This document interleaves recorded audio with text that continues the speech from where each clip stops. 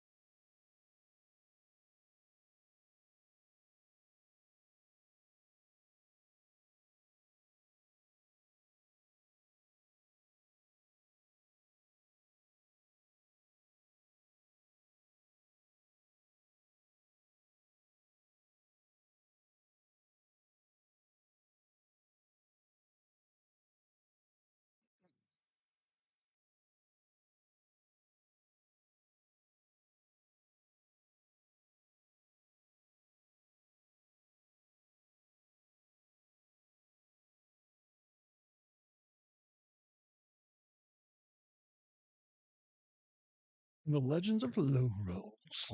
I don't know if I should wait for people. Oh, why do I keep opening these? I don't need a million of these opened up. Stay down in chat.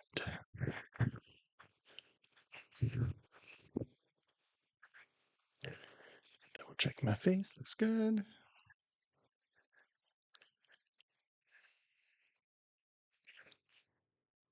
The best.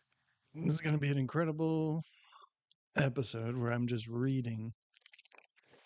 Love the episodes where everybody just reads the entire time. I'm a little quiet. I don't even know if I've started talking yet. What's up, Jay? Well, how's it going, dog? What's up, my brother? Let me see. Let me check my levels in here.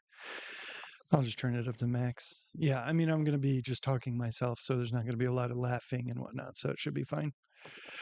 If I turn it up a little.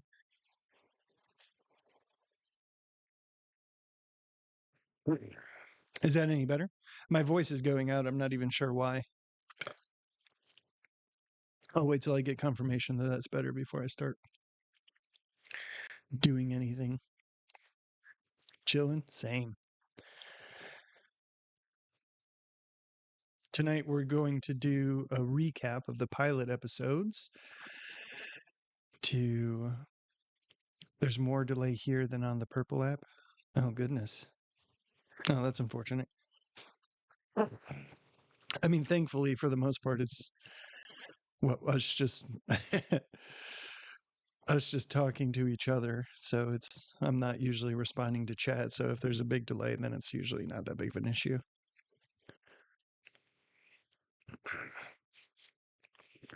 Yeah, I spent the past 3 days watching the recap watching the two pilot episodes that aren't posted anywhere, and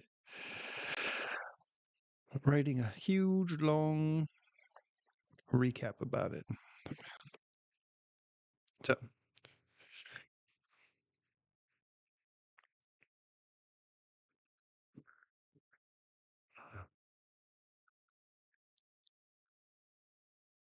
I uh, hope it's enjoyable. We'll see. I mean, I hired everybody else on the podcast. I cast them because they're funny. And the reason I cast them because they're funny is because I couldn't do this on my own because I'm not funny on my own. So we'll see. We'll see if I can pull it off. No, nobody died in a car accident, Kyle. Good Lord. Uh, Adam did not make me dinner tonight, but my child did. She gave me a plate with a little piece of sliced chicken and some string cheese. And at first I was like, "Oh boy, what a dinner!" And then I realized that that's what I give her for dinner every other day. So I was like, "Oh, great, what a beautiful dinner!" And then I ate it, and it was actually pretty good. We give her good chicken and good string cheese, so I didn't feel as bad anymore. Not quite as good as Adam's cooking though, so a little sad. I feel like I'm gonna be clearing my throat this entire thing, but this rain is just messing with my sinuses. Um, oh man, it was great. Yeah, thankfully Ashley also cooked me some chicken. We do a lot of chicken prep. I've got like yeah, just a ton of chicken, and she put that in the oven for me. So I had a little bit more to eat than just that. I'm not starving myself, I promise. So this episode, this special is essentially going to be oh dude, yeah, protein. I love it. This episode is going to be hopefully what we use. Goodness gracious. I'm going to make a lot of noise real quick. Let me see if I can mute. He's going to mute and then just cough. It's going to look ridiculous.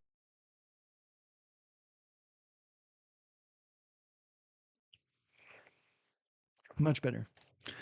So this episode will hopefully be the first episode that we can use to introduce everyone to the podcast and what it's about prior to when we get the whole cast together to do sort of the same thing. Um, but we need something to ease people into the podcast before it goes straight into Virilius being stuck in a chimney and making making those noises that he makes when Cheems tries to pull him out. So that's the intention here. Also, uh, Ribbert Shelby has gone to their little brother's like orchestra recital thing tonight, and everyone voted for a day off. So when everybody's got the day off, the boss has to keep working. That's capitalism, baby. So I'm hoping everybody else has a good chance to relax, recoup, recover, and get ready for the holidays. Um, and is ready to get back on the wheelhouse. We just had a big old goblin kerfuffle, and now we're going to do some other stuff. I'll drive over if you need help. Does Logan want to come over? That might it would be funny if Logan was here. Um, oh my god. Yeah, I mean, as the person who has won the most times for being funny, you're free to come over if you want to. I have a script written out, so if you would like to, I don't have an extra microphone. You'd have to get real close. You want to get real close to the microphone with me? Um, but yeah, always down to have help from the people who I casted to help me be funny. So, um, I suppose with that said, I don't think we need to wait too much longer. I'm probably going to be a little less. Again, I'm going to do it around the same way that I do um, the episodes where after the intro, after I talk to you guys. Oh, thank you. Looking forward to that. After I talk to you guys a little bit and tell you what's going on in the pre-show, I'm just going to go into the show and kind of focus on the script. I know it's going to not be super exciting for me to just be reading something, but I took the time to hopefully make it to where it's funny and interesting and informative. And so I guess you guys are the test audience. And if it sucks ass, then we'll just have to have to re-record with the whole group and hurry up and get on making the actual first episode so that way it's good and people are excited to watch the episodes. Uh, let's do a quick AMA. I'll probably get started here in about 2 minutes. So ask me a question. If you have any questions, Jay, will feel free to ask. Logan, you can also ask, but I refuse. Sorry. I reserve the right to refuse. This is oh wait, what is it? AMAA. Ask me almost anything. Give it a little bit of time for the for it to catch up. Oh. fix my hair. I was so busy writing this script. I didn't realize it was going to take so long to write the script that I didn't get to shave. So I'm going to look a little haggard for the recap. But you know, hey, we live by what we do. Mm.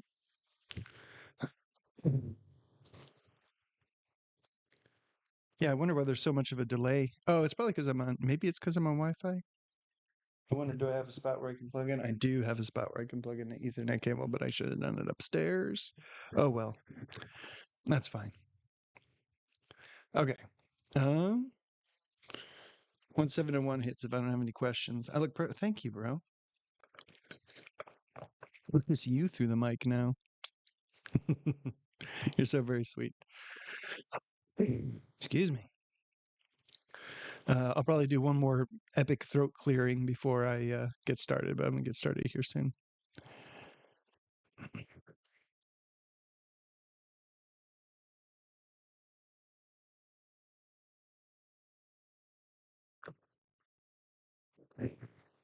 You ever want to like get a toilet brush and just like just deep throat a toilet brush and scrape out get all the get all the goobies out of the back of your throat, you know what I'm saying? And I mean that with all the homo, by the way, in case you're wondering. I am going to deep throat a toilet brush. I hate it. Good lord. I didn't even talk a lot today. Usually I'm on the phone a lot with contractors, but I did not really call a lot of people today. I'm gonna have to keep that mute button handy. All right. Anyway, I'm gonna quit babbling on about nothing and start using the script that I wrote. So because it is a bit more prepared than my improv is. Goodness gracious! I don't know if I should do this. Maybe I should just have Logan come over and read it in Cheems' voice. All right. Anyway, I'm gonna get started. So I can get this. I don't want to say get this over with, but I would like to get it done and move on to doing our shorts again. So, had your chance to ask questions. Now I'm going to get started. Hello, and welcome to the Legends of Low Rolls. It's a dumb, chaotic, and wildly inappropriate comedy podcast where dice are cursed, brains are optional, and absolutely no children should be watching. You've been warned. I'm Carl Flynn. I play Cheems, the monkey monk. Already lost my place. I'm also the producer, director, and editor of the vodcast. I auditioned about 20 locals in my area for the vodcast and ended up with the lovely and much funnier than me group of misfits that you'll meet in the actual episodes. This is a special recap of the first two pilot episodes, which had pretty awful audio. So we started the show on what's essentially episode 3 in the middle of a dungeon, which I thought would be okay. But we've got a couple of feedback suggestions from people that maybe it was a little bit confusing. So this video is going to be broken into 3 parts and kind of be an introductory video. Hopefully people will start here. If you haven't watched any Dungeons and Dragons videos before, podcasts, or you haven't played, I'm going to do a brief overview of Dungeons and Dragons. Super brief, super basic.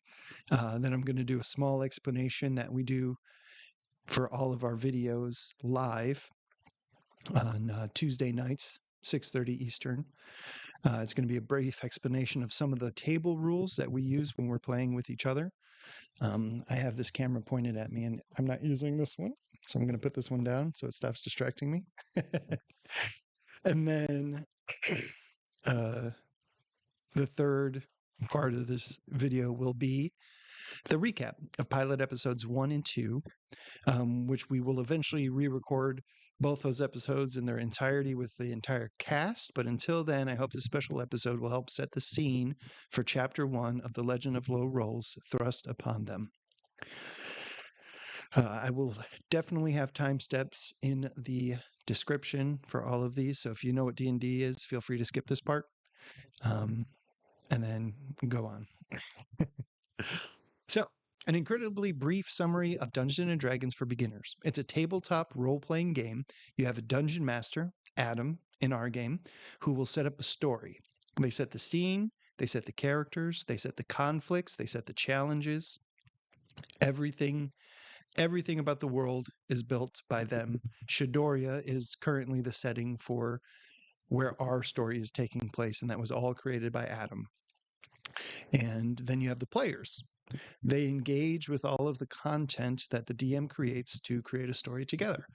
And everyone uses dice to figure out how successful you are at doing those things. So here's a quick example for you. The DM might say something like, after hearing tales of treasures and horror abound deep within the winding passages of a nearby cave, your party ventured forth. You hoped to explore the caves during the day, but the winding woods dwindled the daylight, and now you've arrived as dusk fills the lands with shadows.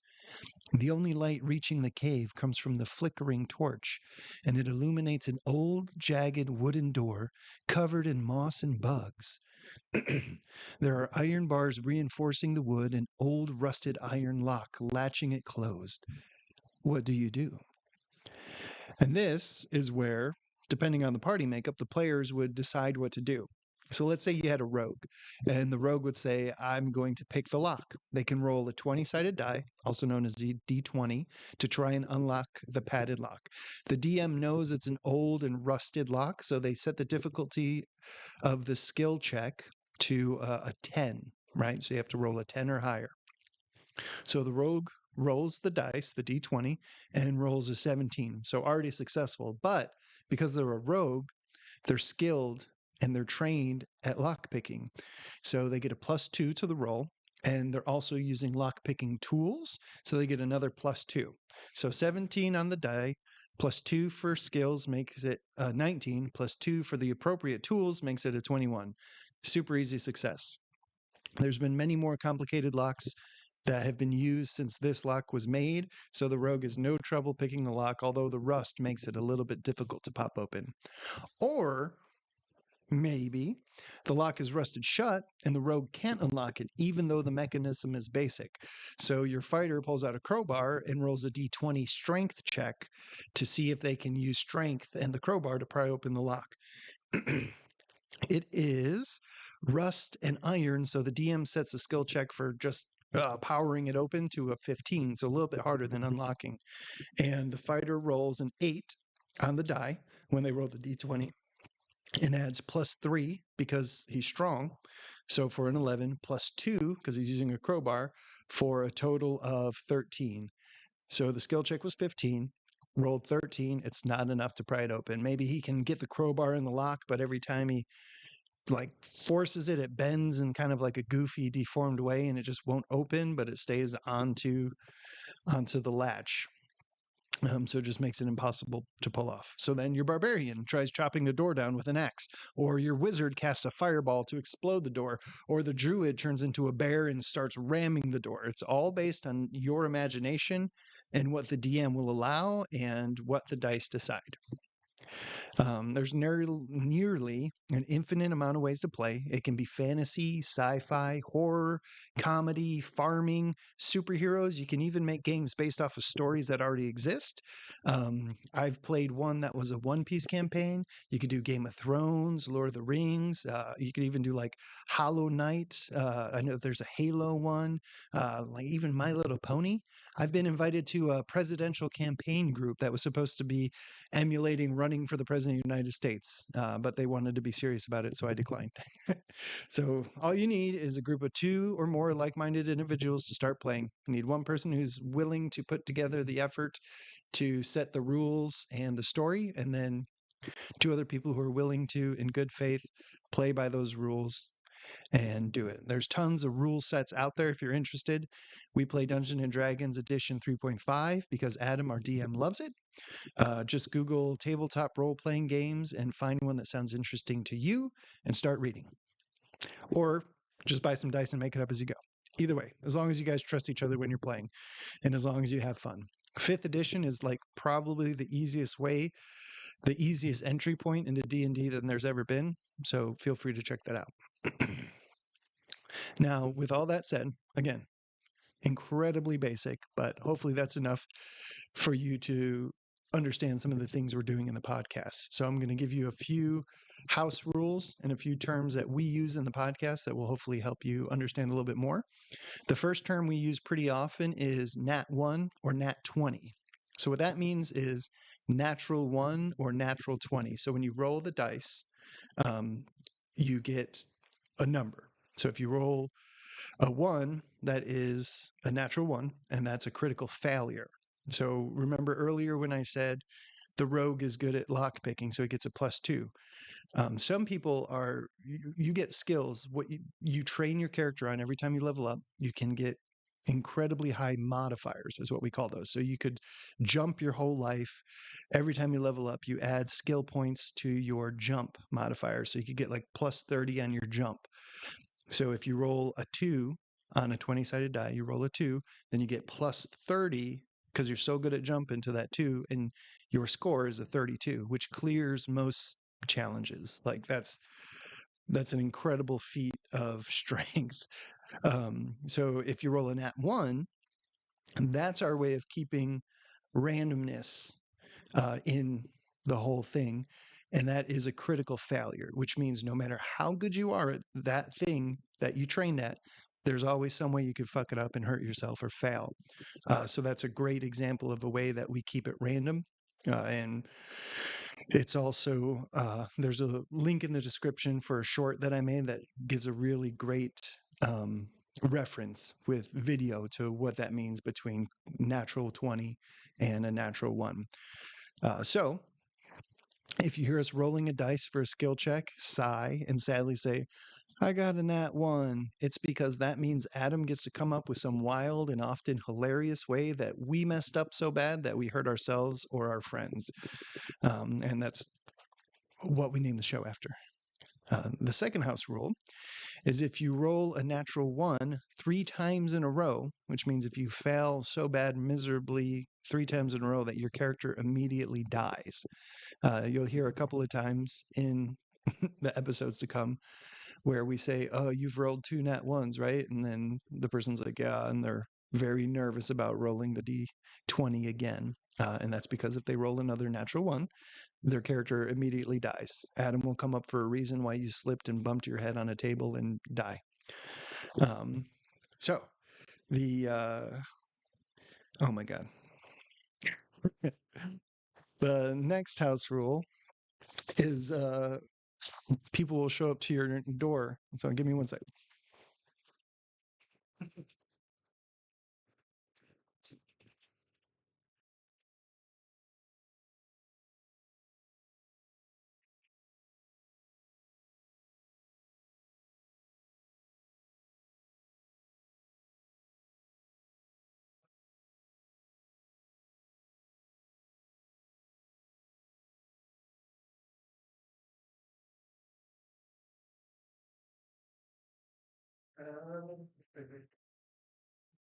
I mean, see, hold up.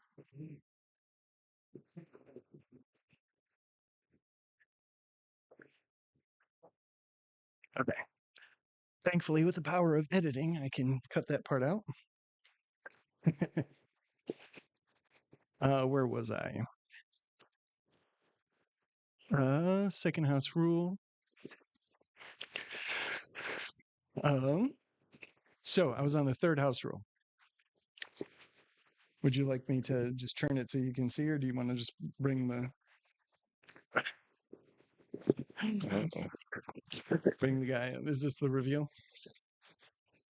Hey guys, we got a new friend. Oh, hello. What's your name? It's Virilius Bloom. Oh, you're a lot smaller in real life than I thought you'd be, Fairlius. Mm. Goodness. I wonder if they can hear the dogs clicking around. Can you hear that, Fairlius? Oh, I hear. Oh, I hear. I hear everything. Do you like dogs, Fairlius? I hate them. Oh, that's Well, unfortunate. no, I do. I, I like them, but only with a side of potatoes. Well, please don't eat my dogs. I know they're small enough that you could take one, but I was just explaining to our viewers, our friends here, what the house rules were. Do you want to tell them about the I know a guy cards? Him or me? That's up to you or him. You guys can fight over it. Where are we at? Uh, the I know a guy rules. You can ad lib it if you want. I essentially just wrote a description about it. Yeah, so at the beginning of the show, Adam made some cards for us called I Know a Guy cards. And they were sealed in little envelopes with wax seals. And he said, "Hey, whenever you want, you can open up this card and say that I know a guy, and this guy will be whatever you want." I thought that was your hand. That's a duck. Sorry.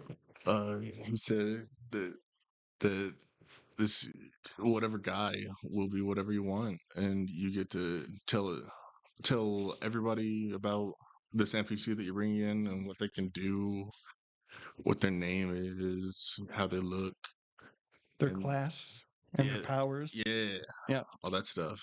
And and then Adam had a little additional bit of information on the cards to say what else they did. Yeah, yeah. So I haven't been reading what you wrote. no, I don't know. I know that's why I wrote it specifically because I was like, if I try to improv this, I'm gonna just gloss over so many facts. So the last bit is Adam at the beginning of the whole campaign had made envelopes for us, and he handed us these envelopes. They were very nice too. Oh yeah. Maybe I'll uh, put in some pictures of it, but they have like a little wax seal and everything. And they, when you after you describe your character, your NPC, your friend who comes to help you, you open up that envelope and it says something in there that you also have to add to your character. Like maybe you owe that NPC a great debt and they've come to collect. Maybe they broke up with you recently and they've come to win you back. Maybe they left to adventure. Maybe we left to adventure and we were supposed to be watching their dogs and they've come back to ask us to clean up all the dog shit covering the house that we left behind. We don't know until we use the card. And then the last house rule is sort of an Impractical's Joker styled gimmick where each of the players will write a note with a phrase at the beginning of the season or session, something like, "You want to talk about soup?" Oh, I love soup. Yeah. So you write down, "You want to talk about soup?" All right, we'd love to talk about soup. And Campbell's can feel free to write us anytime if they want to sponsor us. So then we write those down. I'll write down that. Logan will write down something nefarious, and then we'll hand them into Adam, and then Adam will pass them back out to us. And during the session, when you raise your hand, the person who has your card has to read whatever you wrote down on that card in character to who they're talking to at the time, which is great for all sorts of silly shenanigans and makes crazy things happen. And then also later on in the season, we decided that Adam decided that he would also participate. Yeah, it wasn't too much later on. Yeah. I don't think. I think it was like 4 episodes in. Adam saw how much fun it was Yeah. and was like, "Hey, do you want to write cards for us or for me?" So now we also write cards for Adam. So we are able to have the DM say something like, "You see a band of incredibly sexy people ahead that are all very interested in you," or like a monster randomly appears, or this NPC assaults somebody with a rock. Or Shelby, roll that again using your weighted die. Yeah. Yeah. There's tons of things we get to do, or we can also write a line for an NPC to say, like, "Welcome to McJarnold's. Can I take your order?" and turn what seems like it's about to be a very serious encounter into a very silly one very quickly. Yeah, there's been a few times where we completely derailed it. Yes. What he wanted. Yeah, and he can also veto. Yeah. As the god of the universe, he can veto, which means if he's trying to do something serious and we're trying to do some kind of like lore implication situations, he can say, "No, this character is immune to your shenanigans, so stop." Which has only happened once, and he says will only happen 2 more times. So we do get to have a lot of fun with that. So, like I said earlier, there's tons of rules for D&D that you might not understand while you're watching the podcast. But for the most part, as long as you know that we're rolling dice to decide whether or not we accomplish our task, and that Adam is the creator of the world, universe, and the characters that we're interacting with, and that we engage with him based off of what he sets up for us, and that it's all improvisational and fun, then I think you'll enjoy the podcast. Oh, and I lost myself. So yeah, hopefully you'll understand why we roll, why we grunt in frustration, why we randomly say absurd off the wall things sometimes. So, with all that said, I'm going to move on to the recap of the first two pilot episodes, but from the perspective of one special little monkey, Cheems, the monkey monk. So Cheems by no means is the main character. Don't take this as me. That's River. Yeah, it's River. We've already decided in canon. Um, but so don't take this as like, oh, this is a perspective of Monkey Monk. It's just I was the one who wrote it and worked on it. Although before I read the letter, maybe Virilius uh, wants to introduce Cheems instead of Cheems introducing Cheems, because Cheems is going to introduce Barnold and Virilius shit. and Ribbert. You can do that one off the cuff. I can try. Also, I'm petting my dog, not doing anything to. I don't know how that looks from the perspective of the camera. Cheers. This is what I wrote. It's not too much.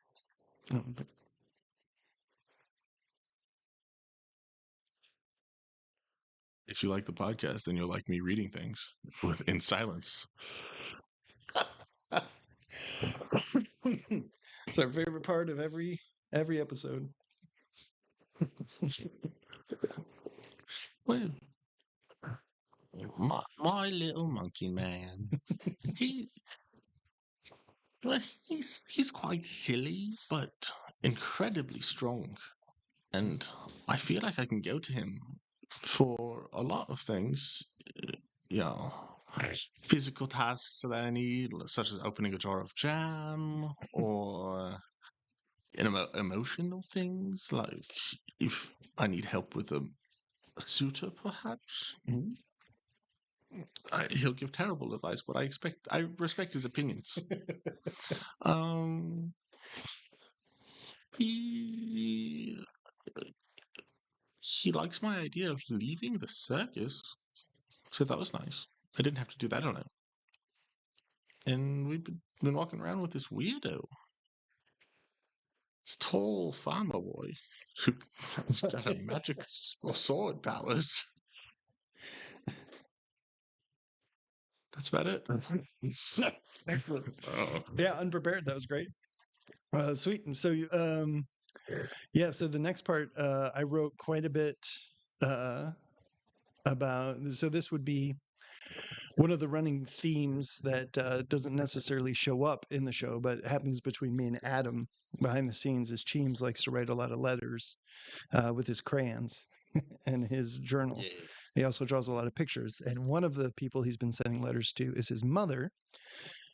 So I watched the first two episodes, and they're suffered through the terrible audio to write a recap of what Cheems would have written to his mother. And this is what follows. I don't know what you can do here. If you want to interject, as if you're looking over my shoulder, I don't know. I just thought it would be funny to just show up. Yeah. Yeah. Okay. Well, you're free to leave then. No, I'm just kidding. Okay. You can also stay if you want to the whole time. All right. Let me get in the cheese. Hey, I give him a Boston accent for some reason. I don't know, but it's fun. All right. Dear mother, I hope you and dad are doing well. Tell everyone else I said hello, and I hope their businesses are running smoothly and making tons of gold, and that my adventuring is going great. So, Virilius Blue Moon, the elf jester I partnered with at the circus, he and I decided to leave the circus and search a greater adventure in the big wide world. He's also been like super entertaining and funny with all his little pranks and mischief, but I'm starting to think that might just be who he is. Like I thought he was putting on an act for the show, but no, I think he's just kind of, I don't want to say sinister, but his pranks are mostly harmless, but he pulls a lot of them at the expense of strangers and often of our group too. But, like he's never once dropped me during a routine. I feel like if I had him as a business partner early on, I could have made that life work. But I'm super excited that he's joining me on my adventures. Well, our adventures. Uh, and then there's Ribbert. He's a frog, but like not like a little frog, but like a big human frog. Well, not big, but kind of like me as a monkey, but a frog. And he's a rogue. He's stealthy, sneaky type. He came to the circus to find me because he heard that I was a monkey man, and he thought that maybe we shared a similar like affliction, but he doesn't know how he came to be. Other than that, he's pretty chill, like maybe too chill, but also very kind and knows a lot about other animals and their biology. Like he could probably be a teacher if the whole adventuring thing doesn't work out. And finally, we have Barnold, a big boy. Dude is taller than most anyone who isn't magical I've ever seen, and real handsome and strong. He passed through the circus, and I guess he was just really interested in us because we're all unique. But he was telling us stories of all the adventures he'd been on and all the monsters he fought and people he met. And Ribbert thought it was cool, dude, and I thought he was awesome. And he said, "You guys should come adventure with me. We'll be a team." And so we said yes. And that was definitely an offer I couldn't refuse. So we headed off. We stopped by a few small towns at first and helped with chores and farm work, but there weren't really any adventures. Like cats stuck in trees, kids fell down in a well. We felt heroic helping these people with these little problems, but nothing epic. And we heard from a traveler that Johnny Woodcutter in Foxglove Hollow was battling some real evil demons. Like he lost his family and his job and he was really tore up. So we figured it must be an ongoing battle. And it wasn't far away from the capital that the paladins hadn't got to him yet. So like we set off right away to claim our fame. But turns out the demons was just alcoholism. And I'm not to diminish the severities and struggles of addiction, but I can't punch my way through inner turmoil, like a quest is a quest. So we stuck with them. Also, we needed a place to sleep. Turned out that Johnny had just hit a rough patch and he was just struggling to recover from a loss. And he lost the support he once had, when he was successful. So apparently, some family and friends only stick around when times are good. But after a month of soul searching and a few wild nights of withdrawals, Johnny was making a comeback and seemed to be dropping the habit for good. Barnold must have experienced because he was incredibly empathetic and helpful. Virilius can find the humor in any situation, which Johnny really responded well to. And Ribbert is just so chill, dude. Like, he's kind of like a life-size teddy bear, but like makes you feel good about yourself. I think Johnny's gonna be okay. Well, word got round that we were heroes and helped Johnny defeat his demons. And I guess people also got the wrong idea too, because Jimmy Pembroke, a local school kid, thought that we defeated actual demons and thinks that we're really heroes. But I'll take it. We were celebrating Johnny's victory over alcoholism by having a few drinks at the local tavern when Jimmy asked us to help him find and bring his pets back home. It'd been raining for like 3 days straight, and I guess the fence washed away and his pets got out. So Barnold tried to haggle a reward out of the kid, but agreed on maybe keeping one of his pets. So Virilius looked out the window and saw an old man in the rain holding a rabbit and immediately decided that the old man was the pet and needed rescuing. So out we went and turned out that the old man was actually a zombie and was biting into the rabbit. So we rescued the rabbit, tied up the zombie, and brought the zombie back to Jimmy because obviously the zombie was the pet, which was true. And Jimmy was super stoked to have his pet zombie back, but he needed us to find like 6 more of them, and apparently even had like a masterwork zombie made out of a bunch of athletes and one super nerd. So we took the zombie back to Jimmy's house and put him in the backyard where he had like the toddler's first play crypt set up in his backyard, like a bunch of colorful plastic tombstones and stuff. It was cute. His mom, Eleanor, had a book called something like So Your Toddler's a Practicing Necromantic Sorcerer, or like The Parenting Guide to Raising Children Who Can Raise the Dead, or something like that. But she was very supportive, which is great. Reminds me of you, Mom. Eleanor said that we were weird enough that she didn't think we'd have a problem rescuing zombies, which like sounded nice at the time, but now that I'm writing it down, it feels kind of weird. I mean, she wasn't wrong, so like best not to dwell on it. Anyway, we set off to find the zombies, and Barnold was like a wolfhound, tracking them the way he did. We found them in an open field digging up a big hole, and one of them was a grandma, I think, smelled like cookies, which is a step up from the last one. And we were about to come up with a plan before Virilius started juggling something crazy, like the best juggling I've ever seen. It was kind of like we were straight back at our time in the circus, and the wonders in the kids' eyes as they watched us perform. I was mesmerized. The zombies weren't, though. Who knew undead would be such a tough crowd? They just kept digging the hole. And so once Virilius got finished with his performance, we used a really long rope to tie him all up, but one slipped out and took a big bite out of Barnold's arm. It was gross. So I punched it. And then Virilius yelled, "Expeditious retreat." And I thought he was going to run away, but then he ran straight up to us and like faster than I've ever seen anybody move in their life. And then he just stood there for like 5 seconds, like staring. If we're like in the middle of a fight, 5 seconds is a long time. And then he said, "Are you lot busy? You look a little tied up." And for some reason, it like invigorated me and made me feel like I could really punch something real hard. I was real excited and real confused. But then Barnold just evaporated the zombie with like a magical sword strike, like turned it to dust. It was crazy. And we were supposed to bring back the zombies like dismembered or disassembled so Jimmy could sew them or taxidermy them back together. But I guess this one wasn't coming back. Kid's got talent, though, I'll tell you. Oh, funny side note, Ribber tried to say taxidermy, but Jimmy was like, "It doesn't sound cool when you say it." And I laughed so hard, little 8-year-old roasting the frog man. That was a good time. Anyway, zombies dug up some old storm doors that had ancient markings on them and a lock. And Ribbert tried unlocking it because he's a rogue and all, but he couldn't. So Virilius said he could do it. And then he just stabbed it open with a dagger. It was kind of crazy. And then apparently it was just a wet, stinky hole. So we opened it up from a distance and figured we should just let the cellar air out and we'd come back for it later. We dropped the zombies off at Jimmy's and they sniffed each other's butts when they got back into the pen. Do you know zombies do that? I'm realizing I know very little about the undead. Anyway, we figured Barnold should get healed. It was a pretty gnarly bite, so we went to see Father Benedict at the church. And Barnold let it slip that we were fighting a zombie, and the father got a bit nervous and I said, "Jimmy Pembroke wouldn't like it if you snitched on him." And the father heard me and was like, "Did you say little Jimmy Pembroke?" And we were all like, "No." And he was like, "Oh, I must be old."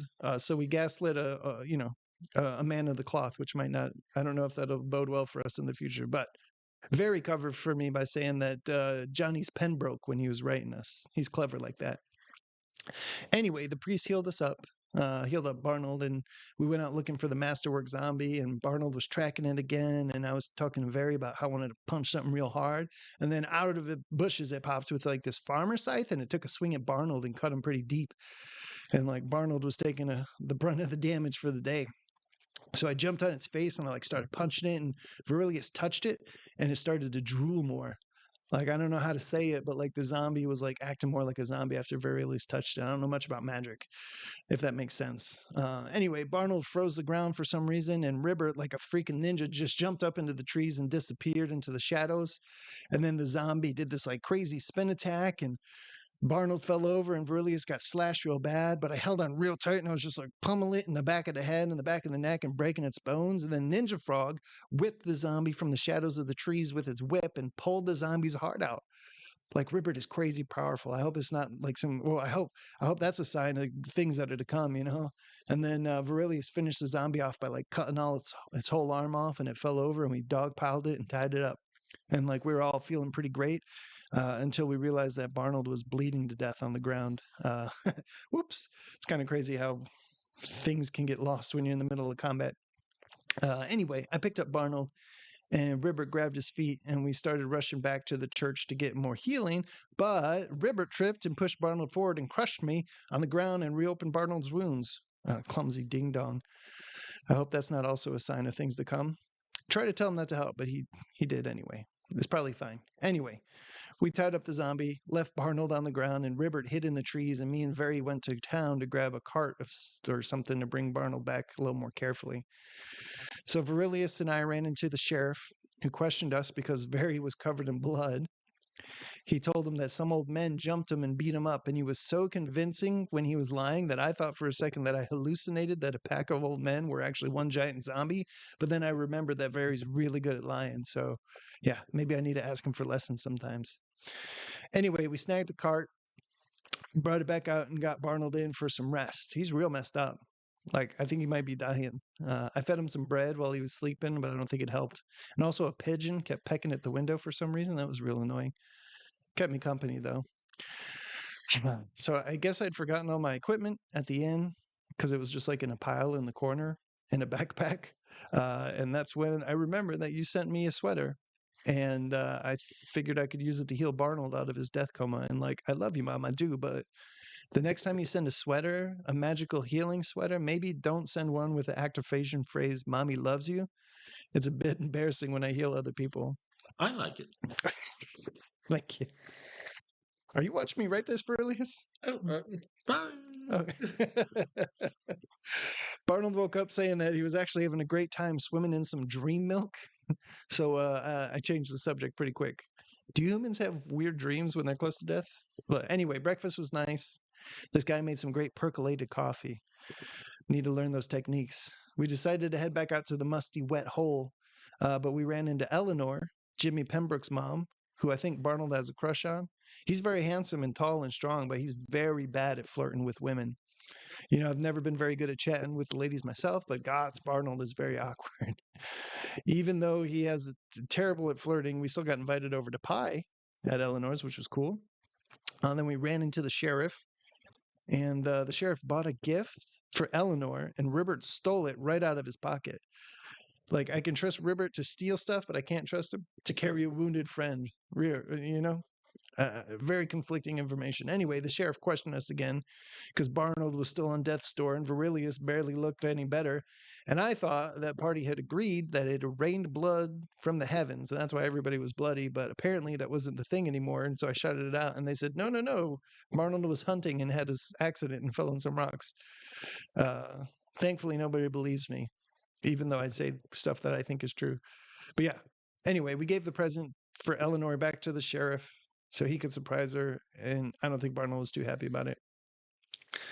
We went to Eleanor's house before we went to the hole, and Eleanor baked us a pie, and it was, I think it was real good because while we were talking, Ribbert just tongued it and took a big hole out of the middle. And then we went back to having the conversation because Ribbert said it was too hot. And then when I went back to take a scoop of it, it was all gone. And I think Ribbert ate it, but he said that he didn't. So I don't know. I don't know if I can trust Ribbert. Barnold continued to try to flirt and failed miserably, so we just left. Oh, but Eleanor told us about Jimmy first. I guess his dad left when he was a little kid, and he like brought a crow back to life. And instead of being like, "Oh God, my child's a demon guy," she was like, "Oh, my child's talented necromancer," and started raising him right and helping him learn how to raise zombies. Which if you saw the zombies he made, you would see how talented he is. Maybe we can help him someday. Anyway, Johnny Woodcutter showed up uh, later in the afternoon. We went back to the tavern to get some more rest before we went to the stinky hole because everybody was dying. And Johnny played some cards with us. We gambled for a little bit. He's a good dude. Hope he doesn't get addicted to gambling. So yeah, we headed back to those storm doors the next morning in the open field, and I guess the zombies had found it. Maybe they were attracted to the two dead bodies we found in the front door. Or maybe they, I don't know, it smelled kind of like a college dormitory when we first went in. And I don't know if they were, Very found some moldy cheese. There's some incense down there. It's a very intense smell. This place might be somebody's home, but they've been dead for a long time. And Verilius got stuck in a chimney. And I decided that that would be a great time to sit down here at this table and start reading or writing a letter to you while he figures out how to get out. So yeah, hopefully, hopefully all caught up on our adventures. Oh shit, is that very yelling for help? Oh. Oh, well, okay. I better go help. I'll write you soon. Love you, Mom. Best, Reginald Probali. P.S. My friends call me Cheems, so if you ever write me letters, make sure you put Cheems on there, not my name. I don't want them to know. Okay, thank you. Love you. Bye. Like, that's a good idea. I shouldn't have told you that Verilius was my real name. Should have gone with something else. What would you like me to call you from now on? Hmm. In public eye? Uh, James Dean. Mm. That's a good name. Yeah. That's a nice, strong name. Yeah, I think they'll think that I'm real cool. Well, see, here's the thing. You could have kept up the charade, and Verilius still could have been your alias. Alias? Why do I carry an ID with me? You carry 8. Well, yes. Spoilers. Spoilers for anyone who's watching right now who hasn't watched the rest of the episodes. But hopefully that's nobody. We'll see. Sweet. That was it. That's my special episode. Hell yeah. Hell Yeah, that is where it ends. Right. Yeah, I that's was, where it I, was, begins. I was waiting for you to just continue. Like, what happens next? Excellent. Yes. What is the next part of the story? I have sucked you into the story, and now you're at the whims of our storytelling. If you would like to know what happens next, then please go to our YouTube channel and watch episode 1 from season 1 and figure out how if Verilius Blue Moon ever gets unstuck from the chimney. Just a sneak peek for next episode if you're current. I'm excited for that episode. All right, love you. Bye. See you. Now we do the after episode. Do we do after episode for special episodes? I don't have the stuff for you to pull. I vote for you for writing. Let's go. We gotta message Adam and be like, "Hey, you heard it here. I vote for you for showing up." Sweet. And then, so we I both. live 3 minutes away. Oh yeah. So And now you know. Well, I still don't know where you live. that way. That way? Yeah, I like that way. Oh, okay. I've asked you like 8 times if you want to ride, and you're like, "No, I'm playing Tetris." And I was like, after the 4th Tetris night, I was like, "I'm just not going to ask anymore. He'll find his way." I think I'm just lonely because I used to pick up Trevor Yeah, that's fair. all the time, I used to and I pick always them up too sometimes when Right. you didn't. So always have somebody to ride with to the store, or to the store. just Yeah, have somebody with me right into the episode, right into the game. Oh, memories. so I can. I made his hands red. Oh, did you? Why? I don't know. Too much spanking. All right. Is it Jay Will? You still on the phone with your mom? We need Jay Will's vote. He'll be the tiebreaker. Okay, cool. I didn't cook you dinner. That's okay. I Okay. had Good. a Subway sandwich early. Oh, nice. Yeah, Subway is a bit underrated. Yeah, man. I haven't ate there in a while, but I hadn't for a long time, and then like this past year, this is the second time in the past year. So like numbers are up. I'm contributing. you could say they're the best they've ever been. Yeah, That's as far as I know. Nice. All right then. Well, yeah, I think I'll just end it. And that was it. I'm glad that my voice went through the whole time. Yeah. Everybody, thank you. See you. We'll see you next Tuesday for your regular scheduled programming. And see you next Tuesday, indeed. 6:30 Eastern Central.